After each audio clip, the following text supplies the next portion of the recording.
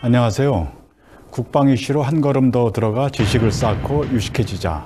박창식의 K국방입니다.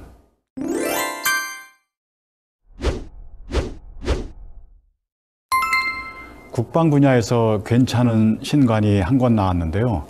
바로 이 책입니다. 제목이 트럼프를 이기는 협상, 부제를 한미 방위 분담금 협상을 기록하다라고 붙였네요. 도널드 트럼프 미국 대통령이 첫 번째로 집권했을 때 2018년 3월부터 2019년 2월까지 한국과 미국이 제10차 주한미군 방위비 분담금 협상을 벌였는데요. 여기에 협상단으로 참여했던 저자가 협상 전말을 기록했습니다. 트럼프가 요즘 취임하자마자 관세를 올리겠다. 중동 가자 지역을 미국이 소유하고 개발하겠다. 우크라이나 전쟁을 끝내겠다 하면서 세계를 뒤흔들고 있죠. 우리한테도 과제가 막 몰려오고 있습니다. 이런 시점에서 트럼프 집권 1기 때 방위비 분담금을 놓고 미국과 벌인 협상 전말을 기록한 책이 나왔으니까 참고할 만하겠죠. 본론에 들어가기에 앞서서 한미 동맹에 관해서 잠깐 살펴보겠습니다. 한국과 미국은 한국 전쟁을 계기로 1953년 10월에 상호 방위 조약을 맺었습니다. 당시에 북한 공산군한테 침공당해서 우리 힘으로 한국을 지키기 어려웠고요. 그래서 미국에 도움을 청했죠. 그 뒤 한미 동맹을 72년째 유지하고 있는데요. 세계 역사를 보면 동맹 관계를 몇십 년씩 이어가는 경우는 썩 많지 않습니다. 나라끼리 필요에 따라 동맹을 맺었다가 필요가 없어지면 동맹을 해소하는 일이 흔합니다. 한국과 미국이 오랜 기간 동맹을 유지하는 이유는 동맹이 서로 도움이 된다고 봐서입니다. 지금은 한국 전쟁 때처럼 우리가 일방적으로 도움을 받는 상황은 아니죠. 두 나라가 각자 국가 이익을 기초로 해서 무엇을 어떻게 주고받을까, 이것을 잘 조율할 때 동맹이 발전하기 마련입니다. 한국의 국방 역사를 보면 미국을 상대로 탁월한 협상력을 발휘한 인물이 있습니다. 주월 한국군 초대 사령관을 지낸 최명신 장군인데요. 박정희 정부가 베트남 파병을 결정할 때 파병부대 지휘권은 당연히 미군이 행사하는 것으로 되어 있었습니다. 한국에 있는 한국군에 대한 지휘권도 주한 미군 사령관이 쥐고 있었으니까 베트남에 파병된 부대야 더 말할 것도 없었죠. 그런데요, 베트남 전선에서 한국군이 미군 휘하로 들어가면 한국군은 어려운 전투에 투입돼서 희생을 많이 내고 성과를 거두기 어려울 수 있습니다. 최명신 장군이 그 점을 고민했고요. 그래서 최 장군은 출발 전에 박정희 대통령한테 현지에 가서 제가 이 문제를 해결하겠다라고 전권 위임을 요청했습니다. 베트남에 도착한 한국군은 전투에 들어가지 않고 현지 적응 훈련을 한다고 시간을 보냅니다.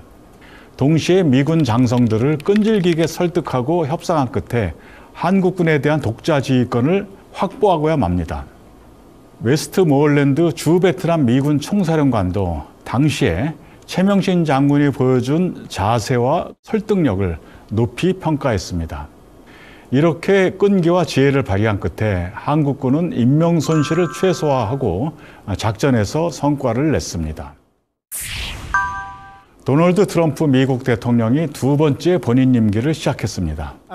트럼프는 취임하자마자 미국의 국위를 일방적으로 관철하겠다면서 세계를 흔들고 있습니다. 한국한테는 주한미군 방위비 분담금 2024년에 1조 4,028억 원입니다.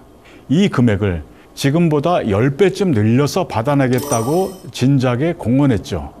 지금은 아마도 협상 시점을 언제 시작할까 고르고 있는 것 아닌가 생각합니다. 문재인 정부 국가안보실에서 선임 행정관을 지낸 최웅선 씨가 이런 상황에 맞춘 듯이 트럼프를 이기는 협상, 한미 방위 분담금 협상을 기록하다라는 신간을 냈습니다. 트럼프 집권 1기 때 방위비 분담금 협상에 참여했던 저자가 협상 전말을 기록한 거죠. 트럼프 대통령은 당시에도 한국한테서 방위비 분담금으로 50억 달러 이상을 받아내겠다고 처음에 큰 소리를 치다가 나중에는 10억 달러를 마지노선으로 해서 관철하려고 했습니다. 미국 쪽은 당시에 금액을 늘리려다 보니까 새로운 명목을 가지가지 만들어서 무리한 주장을 쏟아내기 시작했습니다. 이 책을 보면요, 한국협상단은 미국 측과 진통을 벌이면서도 우리 국가 이익과 원칙을 나름대로 지켜냈습니다. 첫 번째로요, 미국 쪽이 작전 비용을 신설하자고 강하게 요구했는데요, 끝내 받아들이지 않았습니다. 방위비 분담금은 본래 주한미군에 고용된 한국인 근로자에 대한 인건비, 한국에 있는 미국 군사시설 건설비, 군수 지원비로 쓰자는 것입니다. 그런데 미국 쪽은 이것만이 아니고요, 괌이나 하와이, 미국 본토에서 폭격기나 항공모함이 출동해서 한반도 지역까지 올 때 들어가는 그 작전 비용까지 방위비 분담금에 새로 넣자고, 이것이 작전 비용이라고 주장했습니다.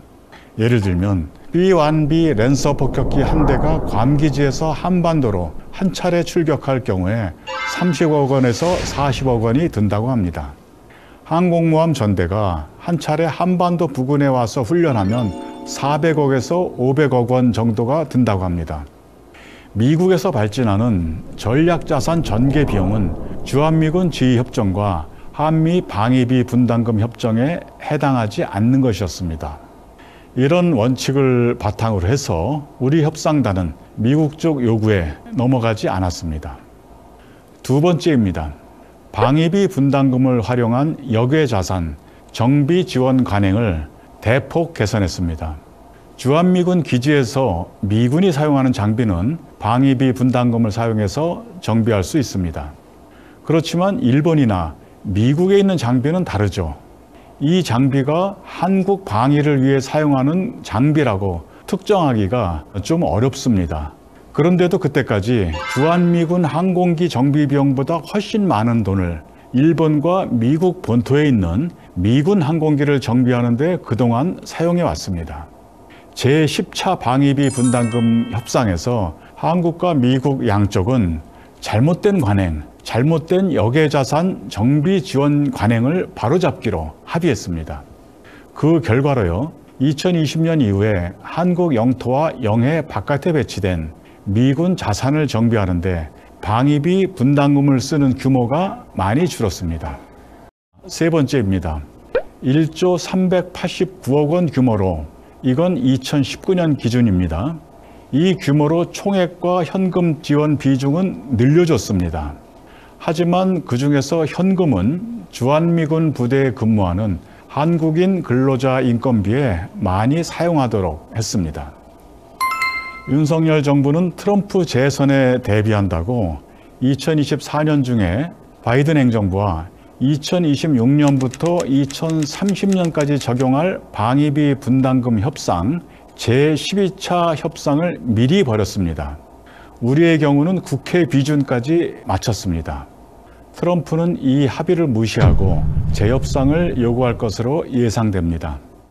트럼프 행정부가 방위비 재협상을 요구하면 줄 것은 주고 받을 것은 받아내자고 요즘 외교 안보 논객들이 언론을 통해서 종종 주장합니다. 예를 들면 방위비는 올려주고 미군 해군 함정 수리 용역을 많이 받아내자고 주장하기도 하고요. 방위비를 올려주는 대신에 한미 원자력 협정 개정을 따내자고 주장하기도 합니다. 이런 건 매우 큰 건이어서 방위비와 주고받을 만한 협상 대상이 되지 않습니다. 이런 주장들이 그럴듯해 보이나요? 전혀 아닙니다. 상대방이 요구하기도 전에 미리 내 지갑을 열어줄 생각부터 하는 것은 일단 바람직하지 않습니다. 이런 게 바로 알아서 기는 저자세죠. 트럼프 행정부가 실제로 재협상을 요구한다면 우리는 무엇보다 바이든 행정부와 진행했던 합의 정신을 먼저 내세워야 합니다. 그 합의를 존중하자고 하고 외교관계의 일관성과 신뢰성이 중요하다고 강조해야죠. 이런 원칙을 먼저 전제하고요. 다음 순서로 조용히 협상 전략을 준비하면 좋겠습니다. 이를 위해 트럼프 일기 때 협상 경험도 들어보면 좋겠습니다. 최용선 전 행정관이 낸 이 책도 이런 차원에서 참고가 되겠죠. 최명신 장군이 보여줬듯이 우리가 10차 방위비 협상 때 보여줬듯이 국가 이익을 지키며 동맹국과 조화로운 절충점을 찾겠다는 자세를 가져야 합니다. 오늘은 여기까지입니다.